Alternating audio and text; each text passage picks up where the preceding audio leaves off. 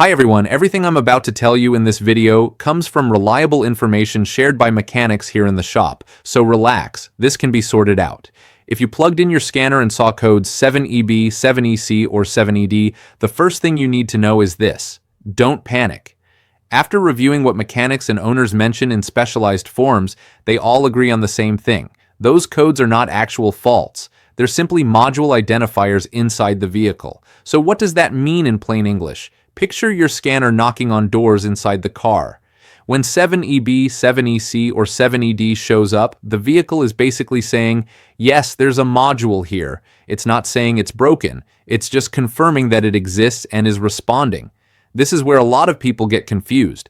Since those numbers don't start with a P, they assume it's something strange or serious. But in reality, they're internal addresses within the CAN system, the car's internal communication network. Now, if your check engine light is on as well, the next step is not to start replacing parts. The correct move is to enter that menu, 7EB, 7EC, or 7ED, through the scanner and look for the real codes that start with P, C, U, or B. Those are the ones that tell you if there's a failing sensor, a fuel mixture issue, transmission problem, communication fault, and so on. In fact, several mechanics here at the shop say they've seen those 7X codes show up alone, cleared them, driven the car for days, and nothing came back. That confirms that by themselves, they don't represent a malfunction.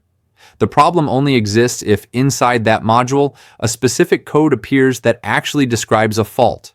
So replacing sensors or assuming the computer is bad just because you saw 7EB, 7EC, or 7ED would be like replacing your front door just because someone knocked on it.